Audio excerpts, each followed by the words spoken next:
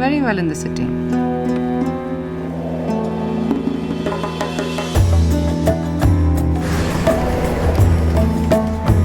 Stay close.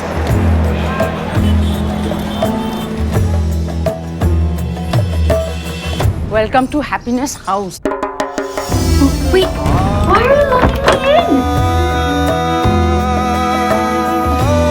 Give yourself fully. That's how a goddess serves a god.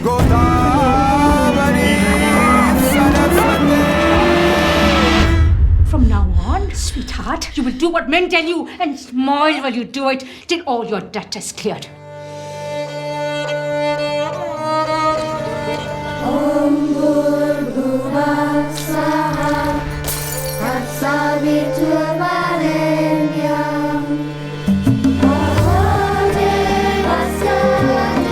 Now, after 5 years, I'm going back home. 5 years?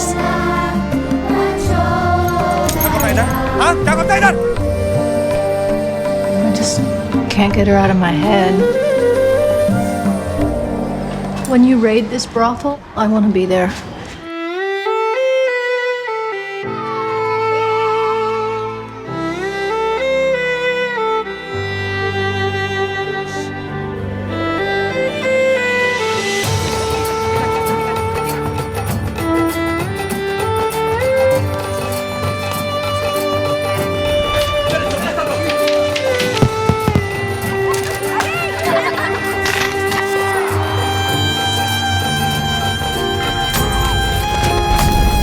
Got to get out of here.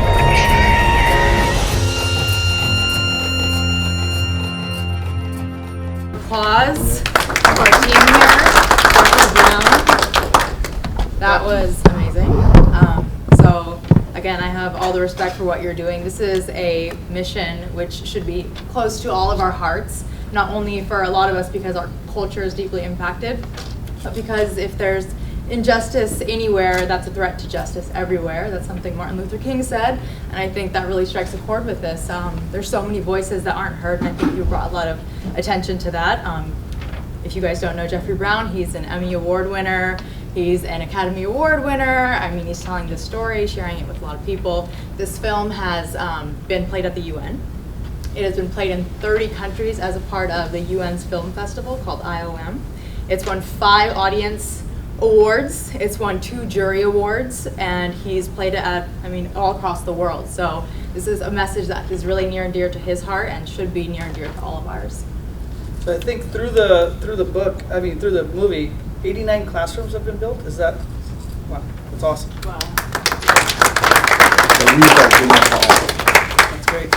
So the other gentleman we have here is Dr. Richard Miller.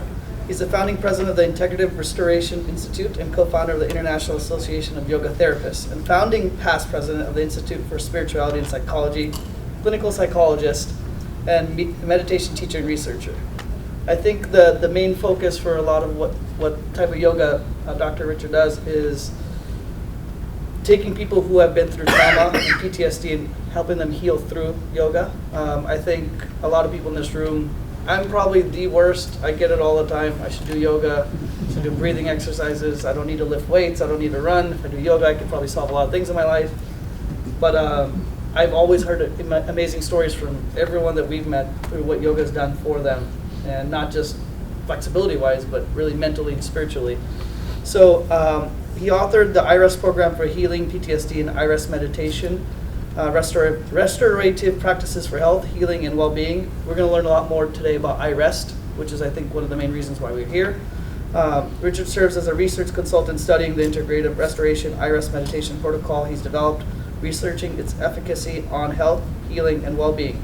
Grounded in 30-plus research studies, the U.S. Army Surgeon General and the Defense Centers of Excellence have recognized iRest as a complementary program for healing chronic pain and PTSD and restoring resiliency and well-being.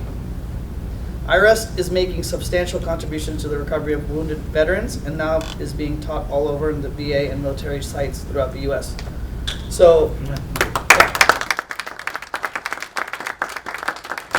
to help people that have gone through that trauma, it can help anyone.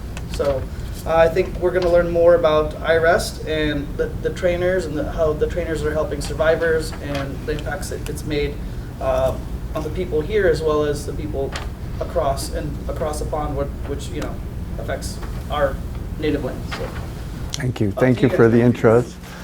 So I'll just start with a sort of general context. And the real reason you're here is to bring iRest to survivors of sex trafficking in India and Nepal. So I consider myself a pretty tough guy. I've been to 2 wars as a filmmaker, but nothing prepared my heart for meeting the children that I met who had been trafficked. I met about 2,000 children who had been forced into sexual slavery in India and Nepal. And I'll give you an example. I walked into a place called Sanlap in Kolkata, which is it's the main place where police bring children that they've gotten out of the brothels on raids. And I visited there about 3 times while I was doing research for the film.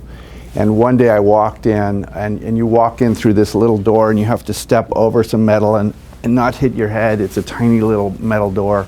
There's a guard with a very ancient guard, very tiny, with a very old gun, older than him. And then you walk in, and there's, on your right, there's this building, and right outside of the building is a sort of cage around the porch, the veranda of the building.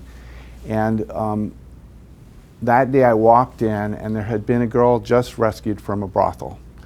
I will never forget the look of fear and terror on this child's face. She was probably 13 or 14 years old, and she had been brought in a half an hour before I got there. The animal terror, the inability to she looked like a cornered, caged animal in this cage. And I had learned previously that the cage basically is where people are brought into, and they're put in this place for a day or 2, and then they're let out in the compound, but every night they sleep there, because for the first 3 months they're watched 24/7. They often try to cut themselves or kill themselves or escape. What was also amazing was right next to her was sitting this older girl, maybe 16 years old, and she had clothes that she was giving the younger girl, and she was quietly talking to her and soothing her with her voice and saying, telling her her name. And I remember overhearing her say, I don't speak Hindi, but I know a few words, and she was saying, call me Didi. And Didi, for those of you who don't know Hindi, means sister. And what this older girl was saying to the younger girl is, I'm your sister and I'm here for you. And I've been through this, and you can get through this too. And you can count on me, I'm your family now. And in that moment, I realized I wasn't doing just research on a film. These children were my family too. And I knew I had to do something at that point, and that this would be part of the rest of my life. And it has become so. And I've been a yoga practitioner for 30 years, doing the outer yoga. I've been doing the inner yoga for about 5 years, but I have a ways to go. I think it takes about 10 years to really get any kind of mastery at something. But the amazing thing is iRest is based on Yoga Nidra. It comes originally from India, and Richard will tell you more about it. But it's been super effective at healing PTSD, which so many of these children have. They are really brutalized, and basically their spirits are broken when they're brought into the brothels, so that they're compliant, so that they'll do what they're told, so that they will sleep with 10 to 20 men a night, so that they will not try to run away or escape. And when they come out, they are really not trusting people, and they're sort of stuck in fight or flight modality. And this is an incredible way to bring them back. And in June, 2 women are going, one from Europe and one from the US. And these are, Samantha Kincaid is a great teacher of iRest, and Richard can talk more about her. And they're gonna teach 35 women, 10 in Nepal at a place called Shakti Shamua. The 10 women there are incredibly brave. They were trafficked into India previously, like the story of my movie. But every one of these women is willing to go back into India to teach other survivors and help heal other survivors. That's the kind of bravery that these women have.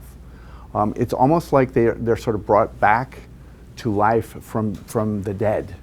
You know, what happens with severe trauma is that you shut down and you have depression, you have suicidal tendencies, you have inability to sleep, inability to trust. But when these people are brought back to life, they become the change makers, the advocates, the fearless ones who are going to make change going forward.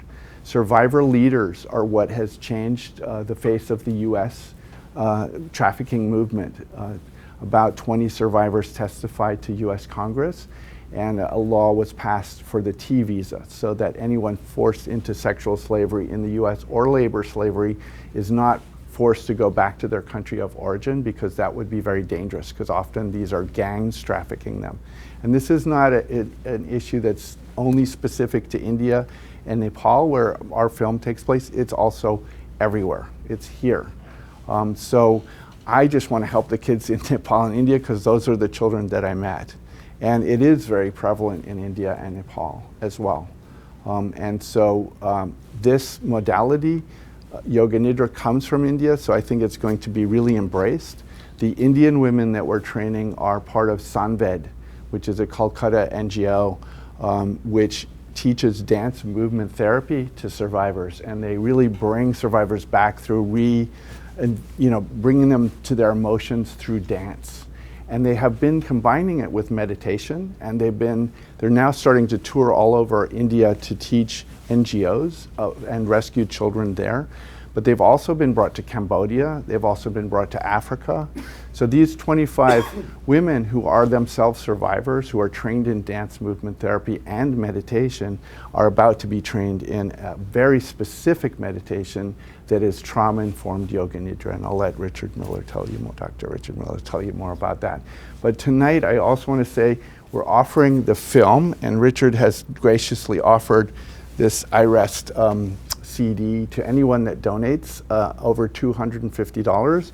We have to raise a certain amount of funds tonight and going forward to get the first team to India. And the reason it's that we're raising a little bit extra money than just traveling and renting the location is that we're also doing a feasibility study along with the training, so that we can then present those facts to philanthropists and scale this up. Because what we're envisioning is very similar to the VA, the U.S. Veterans Administration. We're training a core group of teachers who will then train literally hundreds of thousands of others after a few years. And I would guesstimate that there are about, just in India alone, 350,000 women and children who are in NGOs who have been rescued from the brothels. So that just gives you an idea of the extent of the amount of people that our teachers will ultimately affect. But they're not going to just be teaching in India and Nepal. That's where we will begin largely, but then they'll start to do this in other countries as well, and in the US hopefully as well. So, Richard Miller. Thank you, Jeffrey. And thank you again, Meenakshi, for bringing us all together. I've been involved in yoga since 1970 when I took a yoga class to try to meet people because I was new to San Francisco. The class was taught in silence. I didn't meet a soul for 12 weeks, but I feel like I met myself and came home to myself. In that first class, I had a tremendously transformative experience that gave forth a vow, and I would say a mission for the rest of my life. I'm a trained psychologist, and I've integrated the principles into my practice, and have been teaching since about 1973. Just so a little bit of background, because when I sit on a plane and somebody says, what do you do if I say I practice yoga? They say, oh, I need to exercise too. And if I say I practice meditation, they say I need to learn how to relax too. I like to say I teach iRest, because then they say, what is that? So I'm not put in a box. Yoga for me is the depth of interconnectedness we have to ourself, and the feeling that we convey that into the world, so that whatever and whomever we're looking at, we realize they are our brothers, our sisters, our self in another form. In other words, there's no sense of separation. I do teach a form of yoga which I've come to know as iRest because the military came to me in 2004 and asked if I could do some research with returning wounded warriors from Iraq and the war front who had severe post-traumatic stress disorder and traumatic brain injury.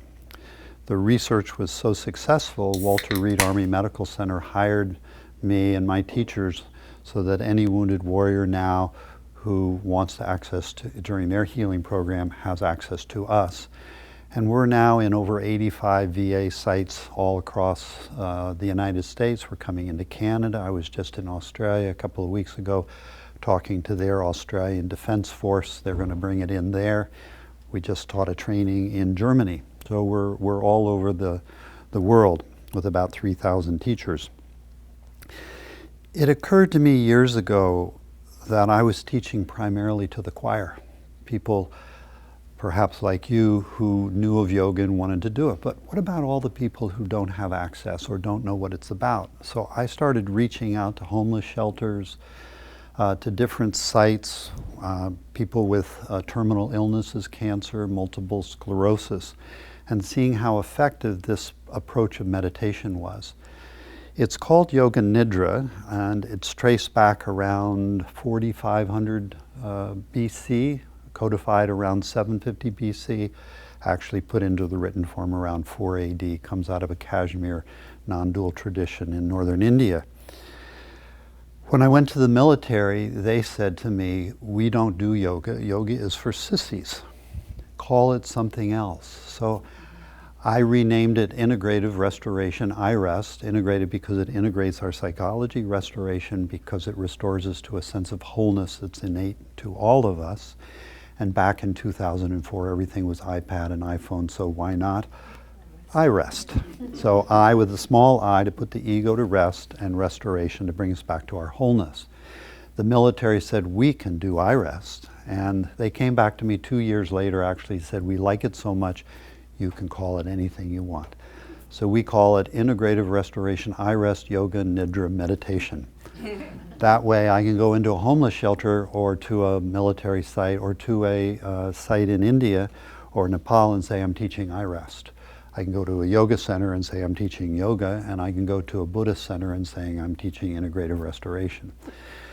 What we did find when several of my teachers found themselves in Kathmandu and were invited to teach this form of meditation to this site in Nepal, in Kathmandu, they had brought in other forms of meditation. They had brought in a Hindu-based meditation protocol and it had been rejected. They'd brought in a Muslim-oriented protocol and it was rejected. They brought in a Buddhist meditation perspective, it was rejected. Why? Because in the room are all different philosophical, religious orientations. They brought in iRest and everybody said, we can do iRest. Because I've made it a very secular-oriented practice, looking at what's the underpinnings of meditation from the yoga perspective, but taking out all the Sanskrit, all the different words which encumber people and they trip over. So we've been highly successful. These original 10 girls that Jeffrey was talking about, we actually gave them the iRest protocol, helped them in their healing, and then we actually helped them journey on a healing journey, all 10 of them with a friend of ours who runs Courageous Girls, Sylvia Vasquez, to the base camp of Mount Everest. And that was a healing journey for them because to make it from Kathmandu to that elevation was a challenge. They wanted to fail every step of the way and they made it very successfully. Then I trained several women here in San Francisco who were rescued from human trafficking. We flew them to Kathmandu. They met up with those 10 women and they all did a trek to the base camp as a healing journey for them. Now those same girls want to become iRest teachers. So my organization, Integrative Restoration, it's a nonprofit. I'm supporting my teachers both to go to Nepal and India to do these trainings, but also here in San Francisco we're working, and I've got teachers all over the United States, Canada, Europe, and Mexico, South America, all over the world to get involved in helping this healing process. The one thing I'd love to leave you with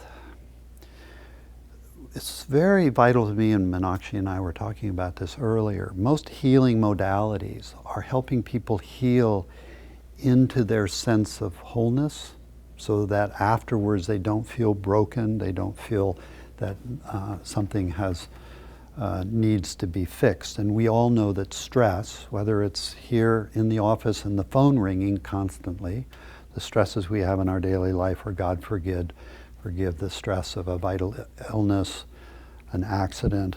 I'm working right now with a woman who was held hostage for 5 years by a serial killer. Imagine the stress that you have in being held hostage in sexual slavery or whatever.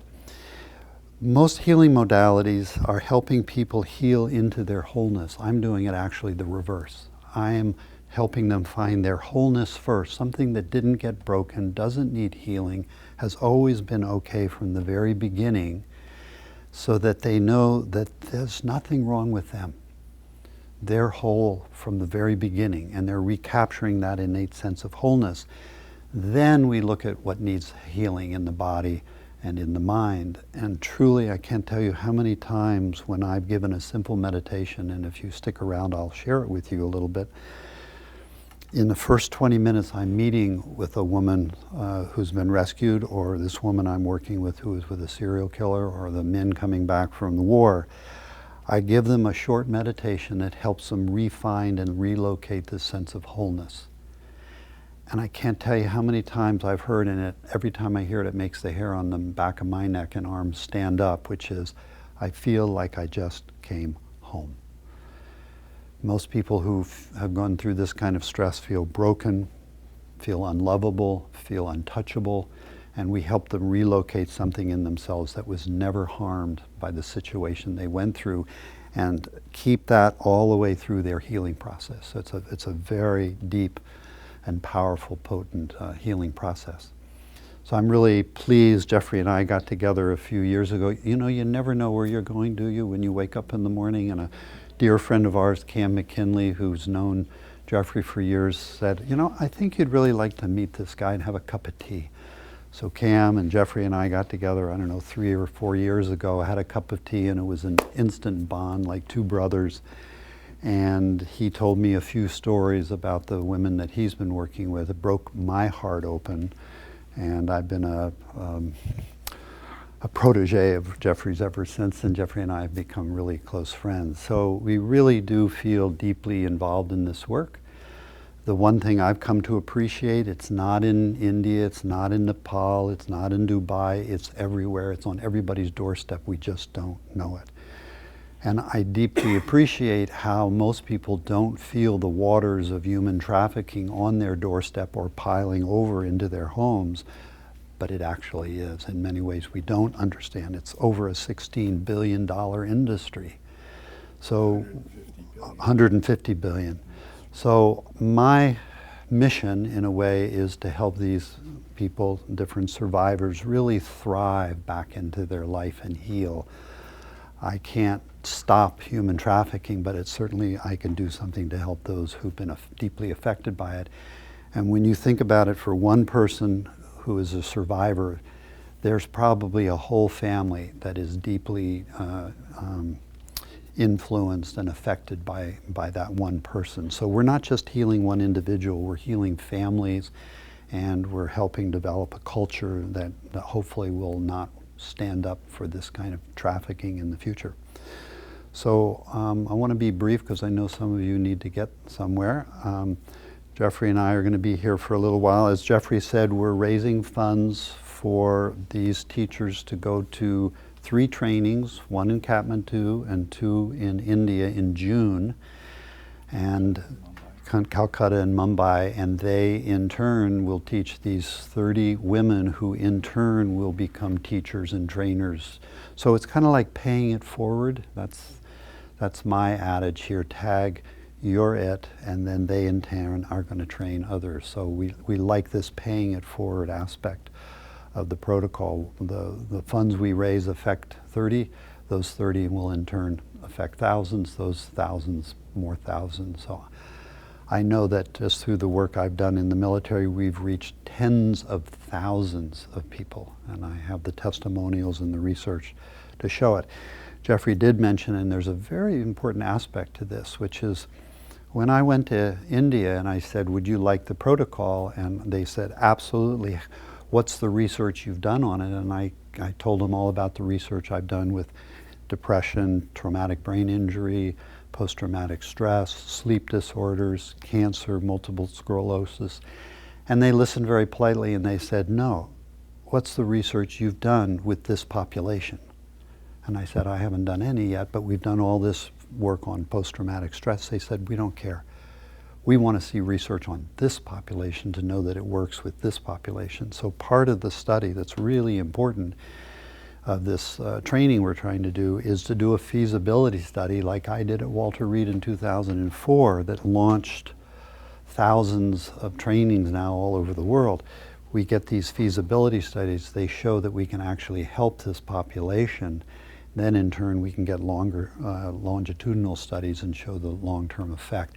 That's when it really takes off. So I knew back in 1970 when I got involved in yoga that if there wasn't research, it was not going to go very far in the United States, the Western world.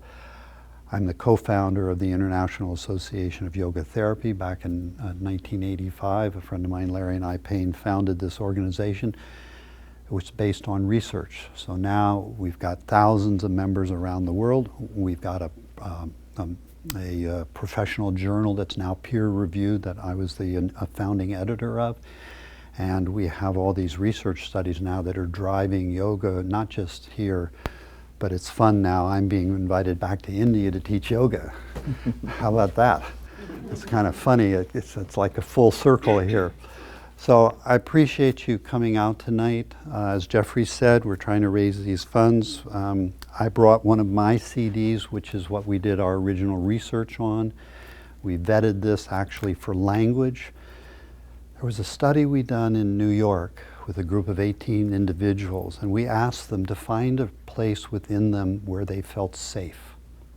Not one person could say they could find a place within themselves that they felt safe because they had been raised in abusive situations. So we vetted the language. We don't use the word safe here. We use find a place within you where you can feel secure.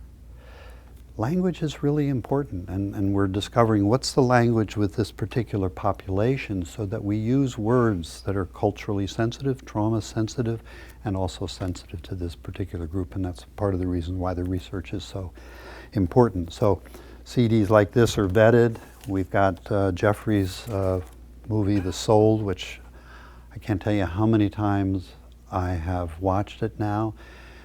And each time I watch it, it goes deeper and deeper, and I have cried so much at the end of this film. So it's a very moving testimony to the work that's happening around the world. So thank you, Jeffrey, for that. So if you have any questions, we're happy to. We can answer questions. And do you want to say something first? Or? I was just going to clap. Oh.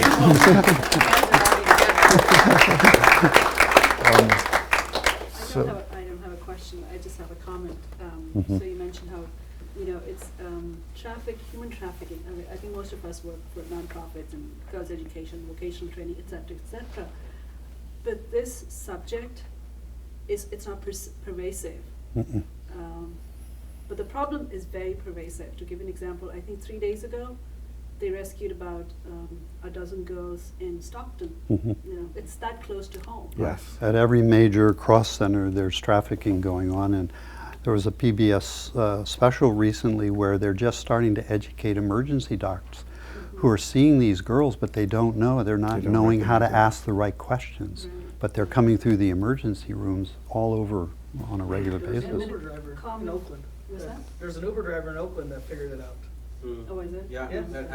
He rescued someone. Yeah, he's Yeah. like, this doesn't seem Yeah, I read right. about him. That, Yeah. There was a frontline episode on PBS about a year ago, I think. The trafficking that is going on in the Eastern Bloc of countries. Yeah. It's so bad that Yeah. It was, as you said, when I watched that episode, at the end of the episode, I started crying because is this really happening in Europe? That too? Yeah, yeah, on a massive scale. We are being from India, we are a little bit aware of what goes on and all. But when I watched that episode, Frontline episode, it was just, Hits home. it is more Yeah. than that. I just didn't know how to react to it. Yeah. Well, Yeah.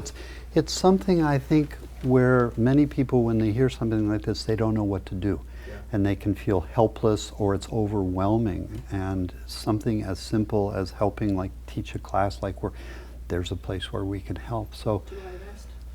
to Watch it and do iRest. Yeah. watch it and do I iRest. feel like iRest is, it's going to empower these survivors. And the thing that's different about veterans and sex trafficking victims is that the global average age in the US and all over the world of a trafficking victim is 12, 13 years old. The age of this child. So you have all that Shakti in that young being. And if they're given a chance, they will come back. And they will not come back as a regular person. They will come back as someone dedicated to helping others for the rest of their lives. These children the resilience in them, the life force is so strong and so inspiring. And that's who we're banking on to be the change makers. Because I feel like the leaders globally in this movement are survivors. And out of the women and children that we heal will come those voices. The Nobel laureate Kailash Satyarthi, who personally has rescued 85,000 children from labor slavery, he says, every moment matters, every childhood matters, every child matters. And I feel like he's been, I've met all of these extraordinary people, you included, and you called me he's my mentor in terms of meditation. Literally, I go and have tea and we're going to do our deeper dive, so I'm so grateful for that, for my life. But I feel like, we have the ability here to really not just throw a little pebble in a pond, but to throw a kind of asteroid in the ocean, because this will really spread out globally once it gets traction. Look at how Richard's in Australia with the military there. When I met with a Norwegian ambassador, she's like, oh, we would like to have that for our military. So it's like that. It's going to spread globally once we get the studies done. And we're beginning small, and it will grow and it will expand. And we really need your support and help. And so we're really asking for you to step up and help us make this happen. And Meenakshi has been incredibly, we've had this conversation for a long time, and this is our first event, but we will do many more. Yeah. I was curious if there are any other ways that people can help via social media, getting the word out. What's kind of been that? Yeah, so you can drive people to see the trailer, and then the website is right up here, courageousgirls.org, India Nepal project. That's where the donation page is for this particular training, these 3 trainings. You can text. That's for if you text that number 77948 and write the word courage on your phone, an app will come up, a PayPal app where you can donate, and then that's for checks, which I can give to Sylvia before I head out to New York. I'm showing in New York next week. I sold to 1,500 kids from 30 countries. They're UN delegates and model UN delegates. And I'm going to challenge them to continue to raise money for this work, because we're not only doing iRest, we're doing also vocational training of these children, and we're taking survivor businesses which employ survivors of sex trafficking, and we're helping them scale up. So these are the 2 kind of things that I'm really passionate about, that I feel will really help survivors all over the world, but especially in India and Nepal, because the issue there is they cannot go back home. They will not be taken back by their families or their villages because of the shame and the stigma. So these children it's like worse than orphans, because they have been rejected by where they come from because of the poverty. And following that up, the 10 girls that we were able to support on that healing journey from Kathmandu to the base camp about Everest, They were not able to go back into their families, but as a result of the publicity that they got, as a result of the healing journey, the press picked it up. And I have a beautiful picture of this one young girl who had been rejected by her family, who had actually sold her into slavery initially, and they weren't willing to take her back. They were embracing her. She's surrounded by her brothers, her sisters, her family, her grandfather, and they're welcoming her back because now she's a public figure as a representative of healing. So it was an honor to have her back. So it's interesting how something that we didn't think would have that kind of ramification has ramifications well beyond what we would have imagined. I have that picture if you want to see it with me. It's an incredible picture, just makes me cry. Thank you very much. I had a quick question, sort of maybe on the other side of this problem. I don't know, I assume you're experts all the way around. You know, watching this stuff gets me kind of angry, which I know is a little bit the difference from being centered and maybe connected, but... Well, anger is an energy that we can capture. Energy can lead to action. To good things, yes. Yeah, absolutely. So you've got this family that sells a daughter into this. Why is this family not...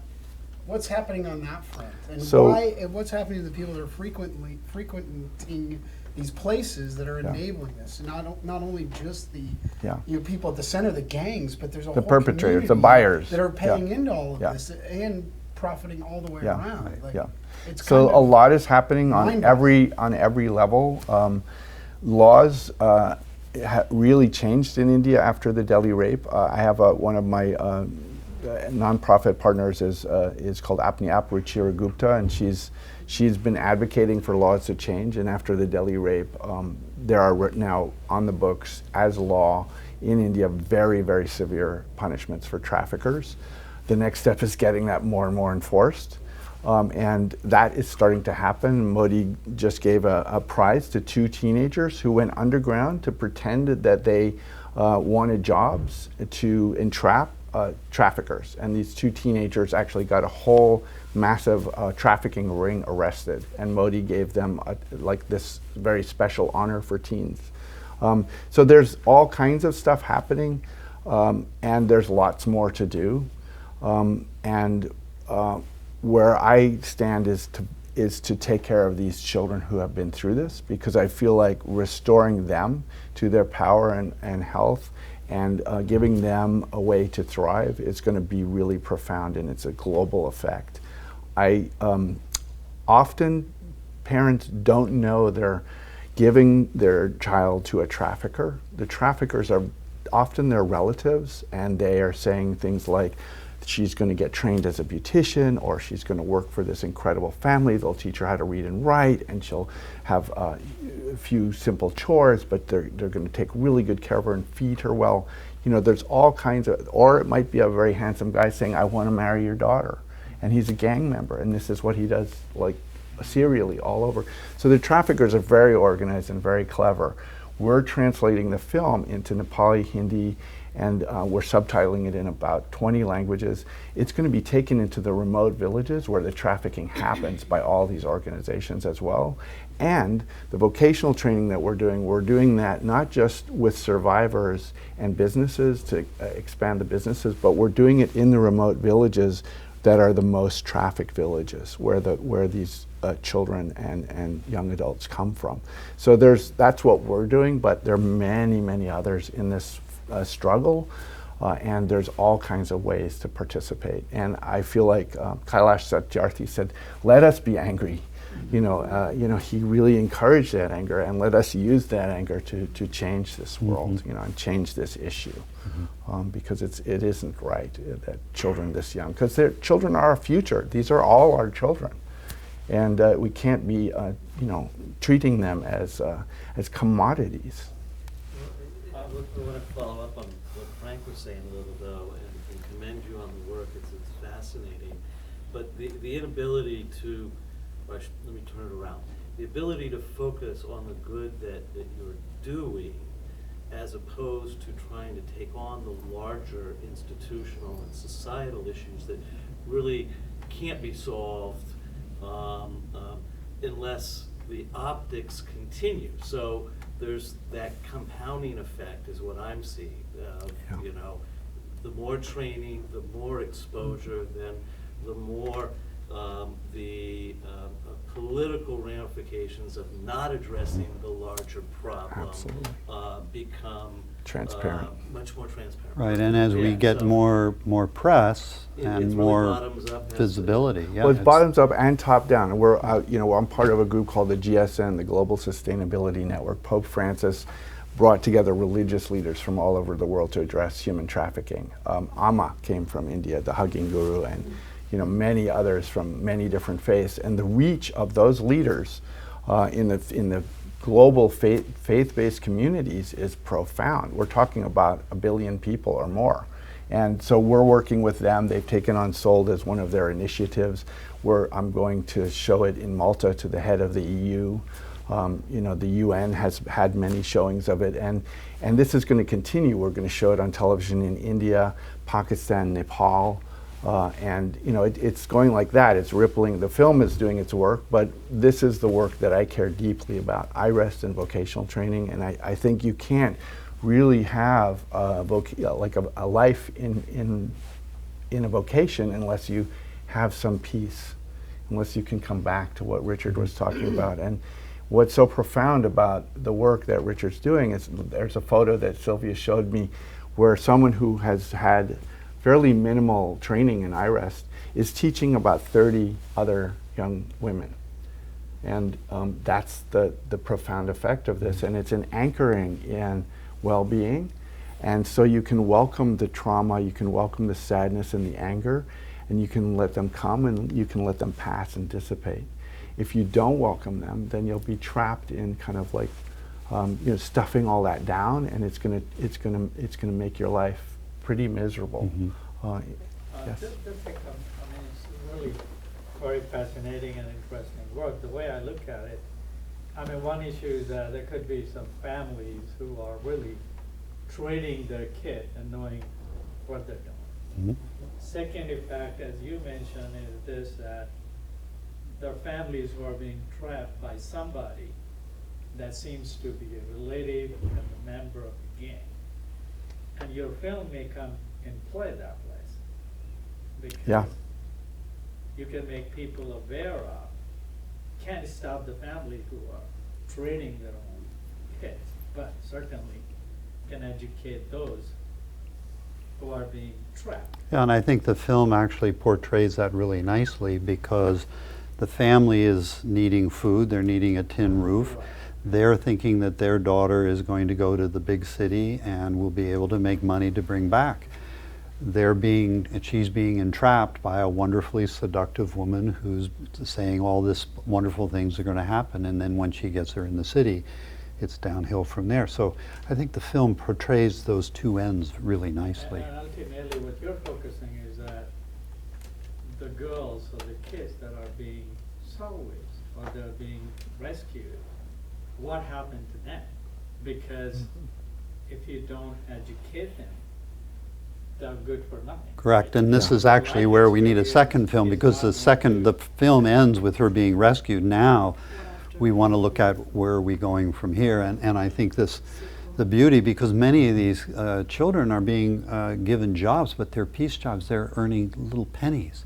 So what we're looking at is how do we help them educate so they're actually getting fundamentally real jobs.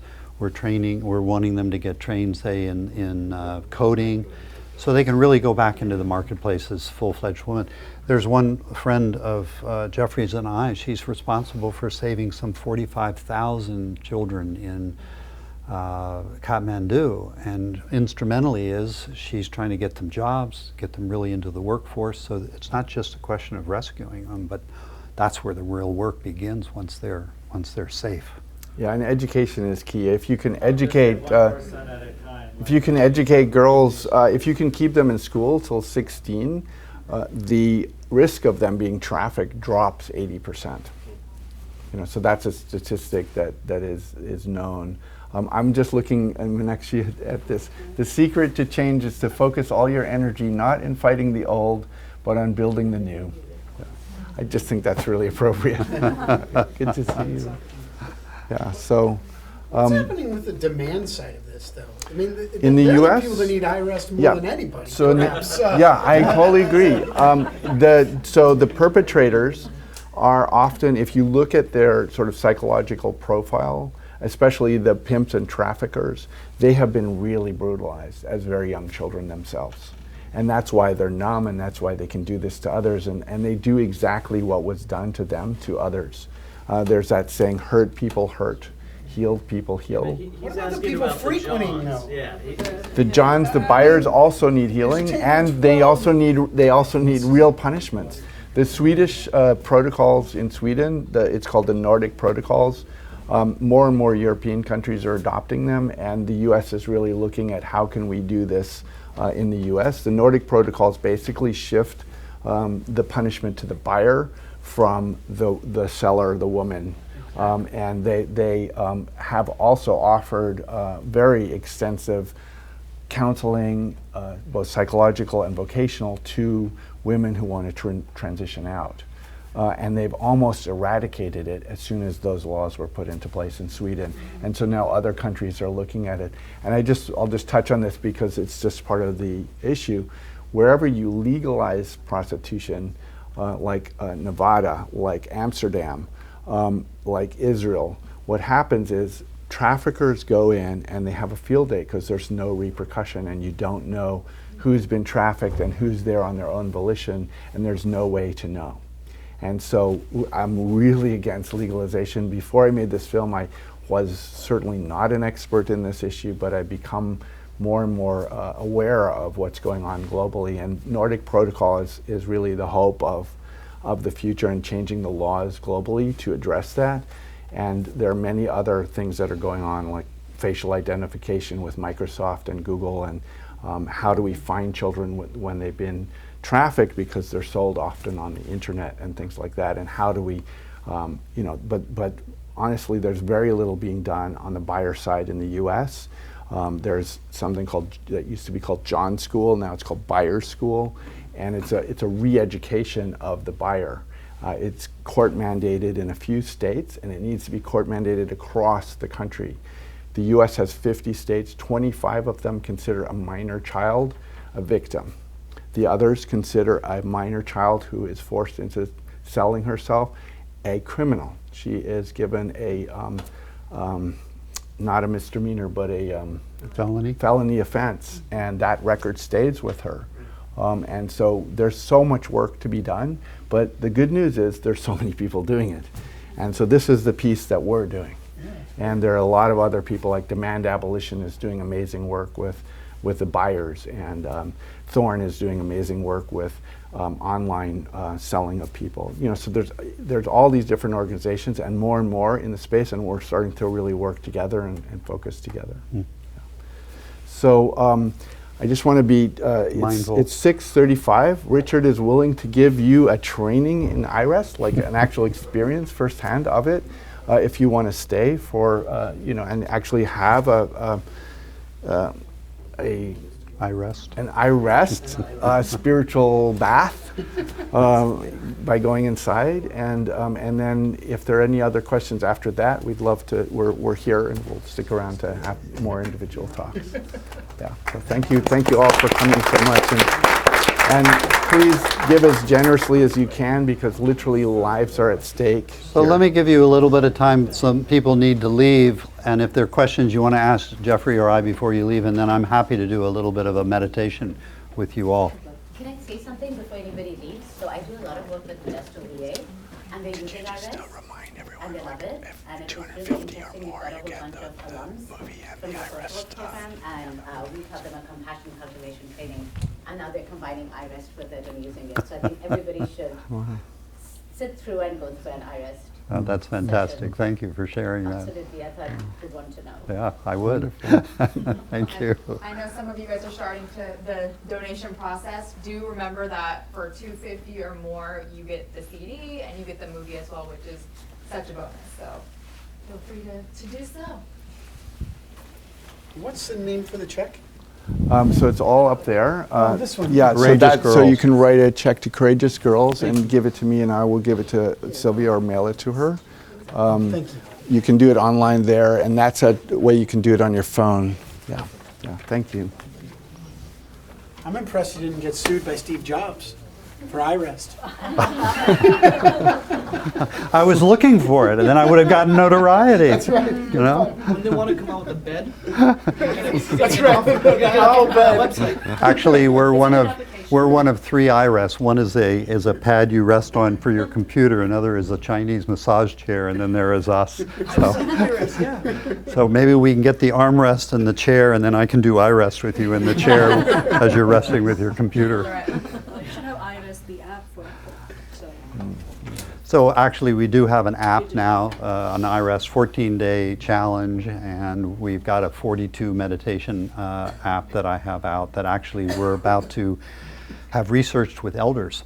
We're doing a research at the Noetic Institute of Sciences up in Nevada with elders in May, and then I'm going to do a 42 meditation research study with veterans to show, because there's so many people out there who don't want to go to a clinic, don't want to go to a hospital, don't want to go to a VA site. They're very protective, but if they could get it in the privacy of their own home, then they can have access to it. So these apps are really important. So do you all, anybody not want to iRest? All right, I'll just do a very short iRest with you. If you were in my class, I'd give you a little introduction. I'd give you about a 35-minute meditation and then have some time to debrief. But let me just run you through a little bit of it spontaneously.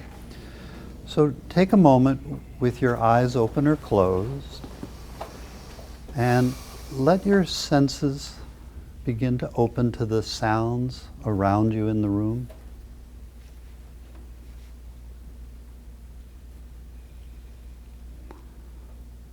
Sense of the environment, the walls, the space.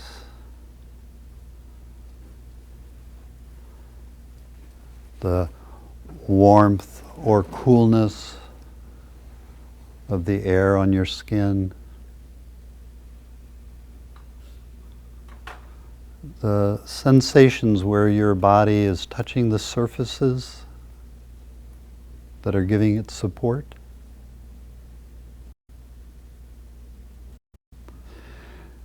And then let your attention come into your body and scan through your body and just notice sensations that are calling you in this moment.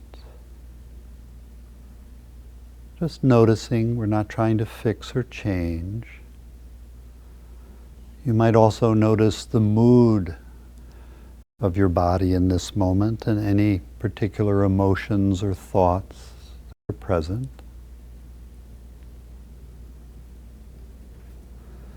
And if it feels right, follow my voice for a few moments as we go through your body, and just noticing sensations, for instance, in your jaw, tension left over from the day, sensation in your mouth, all around your ears, eyes, forehead, and scalp. And much like riding an elevator, let your attention begin to sense welcome sensation first back behind your eyes, inside your mouth, and all along the insides of your neck and throat, down into your upper chest, shoulders, shoulder blades. You might welcome the natural heaviness or lightness in your arms. And let your attention come into your hands. And just for a moment, bring your attention into one hand. Notice the sensation, aliveness, warmth or coolness. Then let your attention come over to the opposite hand.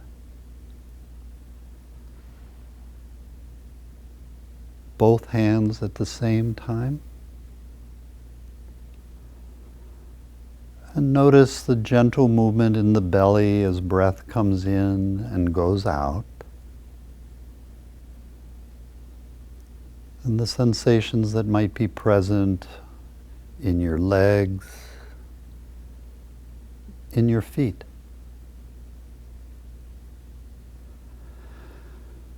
And then sense your entire body as best you can in this moment, all at once, as if you're sensing every cell, inside and surface.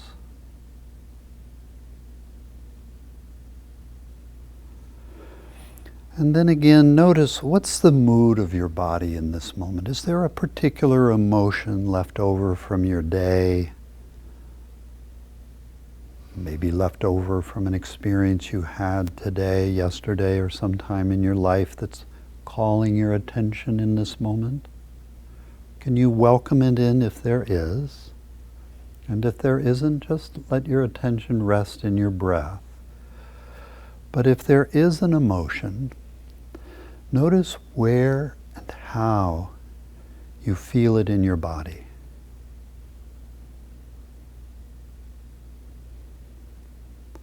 Without analyzing it, trying to figure it out. You might even peel any name or label off of it and just feel the sensation of it in your body. And if it feels right, ask yourself a simple question. If this emotion or this sensation had an opposite, what might that opposite be, and where and how do I feel it in my body? Can you welcome an opposite into your body?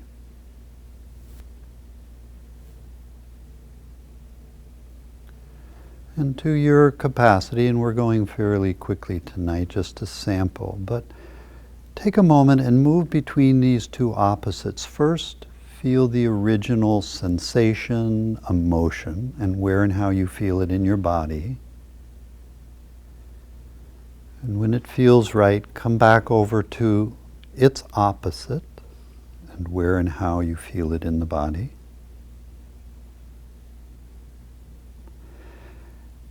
And then sense them both at the same time. Notice how your thinking mind might want to get involved, but I'm asking you to let go of thinking and really settle into each feeling tone and really try to feel them both at the same moment. And just notice how this affects your body, your mind. And even as you're doing this, might you go inside when you feel very at ease, relaxed, we might say secure, when you feel very grounded or a sense of well-being. Where and how do you feel that in your body? Can you invite in to your capacity right now, as best you can, just a delightful feeling of being and well-being? If there's an image that helps you nourish that, like a scene in nature, or when you've been by a waterfall or a calm pond, or some experience that helps you locate a sense of well-being, invite it in.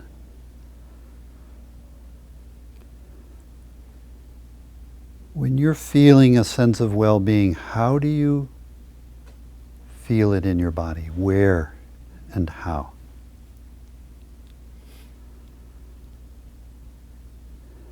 And to your capacity in this moment, just notice any other sensations or these particular emotional opposites, and weave in the sense of well-being. In other words, notice a sensation, an emotional tone, or a particular thought, then feel the sense of well-being,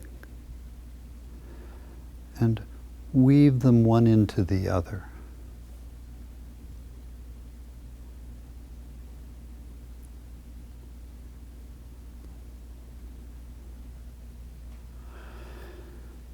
And for the sake of our time this evening, if you might take a few more moments with this feeling of well-being, and it might have a sense of warmth behind it, or quality of love or joy or groundedness.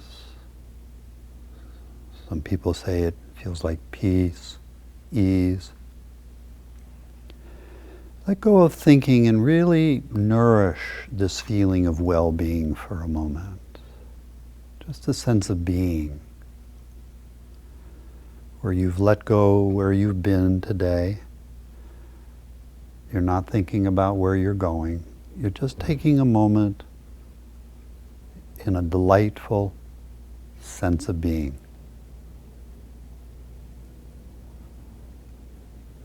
Enriching it, enlivening it, much like climbing into a bathtub of being. At first you might feel yourself in being, but more and more feel yourself dissolving into being, where there's just a sense of being.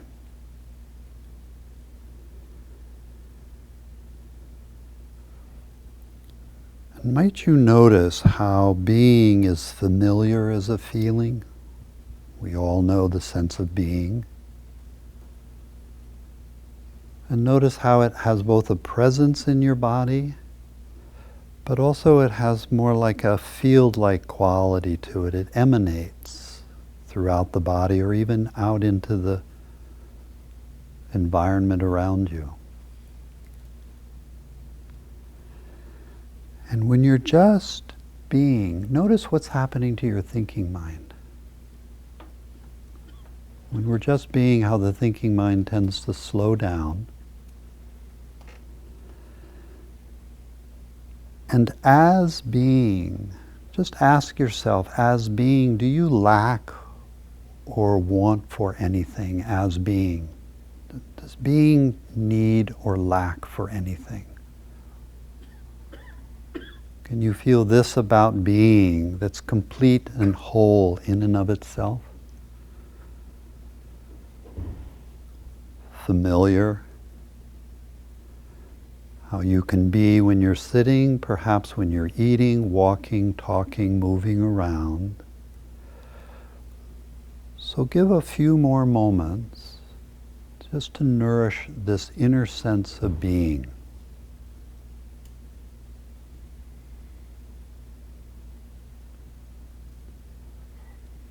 And imagine going out into your life with this felt sense of being in the midst of a conversation, feeling the grounded peace of being.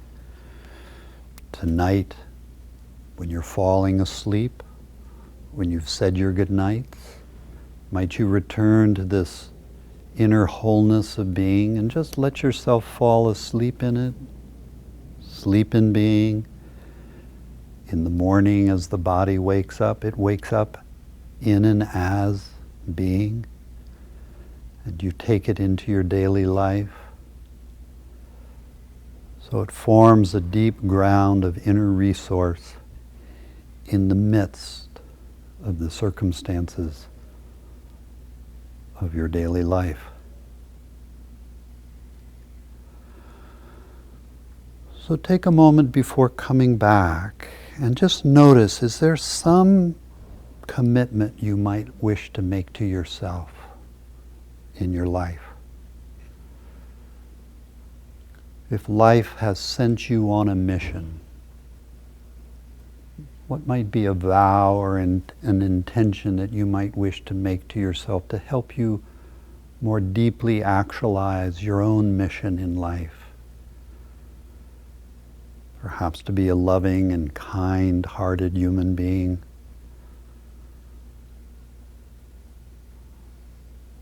But just notice an intention you might wish to make with yourself to carry with you into the evening. And then before coming back as a group, again, nourish this feeling of being, and on your own, let your eyes close and open several times, just nourishing the feeling of being into your eyes open state of awareness. And let's come back as a group.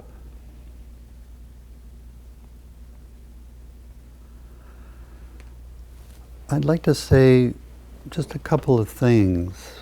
When I first meet a person, wherever they come from, for me, both as a clinical psychologist and as a teacher of meditation and spirituality, to me it's a disservice, it's malpractice if I don't introduce a person to their wholeness of being at the very beginning. We all know the sense of being, and it has different flavors to it. One is a quality within us that's familiar. We've always known it, but very few people nourish it during the day. When you really settle into being, you realize being doesn't lack or need anything. As a human being, we have, needs for survival and clothing and food and shelter. But being doesn't need. It's outside of lack, and it can't be harmed or hurt or injured, and it never needs healing. What it does need is remembering. So a lot of meditation for me is remembering what's innate within us and pulling it to the surface and then nourishing it. And the beauty of being is we can be eating, talking, sleeping, standing, walking around in the midst of work on our computer or reading a book, and the feeling of being is there nourishing us with this sense of grounded ease and peace. And what I've discovered in my own life many years ago was being can't be hurt. It's indestructible, and it is the ground from which we meet the moment. And when we're established in being, we realize everyone else is that. And when we truly are established in being, old patterns may reassert themselves, but they don't have the power anymore that they had before. We're not hijacked by our emotions and our thoughts the way we were before. And that's what's the beauty for healing with people who've been trafficked or people who've been through difficult circumstances and post-traumatic stress. They find and recover something in them that wasn't hurt or harmed. It's indestructible, and now they have a ground from which to go out into their healing. And as one individual said to me several years ago, a man who had been severely injured, he said, "Every treatment program I've been in before I came to you always showed me what was wrong with me. You're the first program that has showed me what's right about me. Now that I know what's right, I'm willing to face my nightmare. Why would I want to face my worst nightmare if all I'm feeling is what's wrong with me and my brokenness?" So it's a very simple approach, very powerful. It just needs nourishing and remembering. So I hope you take it in with you tonight into sleep. Wake up with it in the day. It's always trying to get you. You just need to give it a little bit of your attention. So thank you. And thank you again, Lakshmi. So Jeffrey and I are going to be around for a little while. If you have a question or just a reflection. And then we can talk to you individually if you have more questions. So thank you for having us, Lakshmi, and calling your family in. And thank you all for coming. Thank you for taking the time. Thank you both. Have a good life.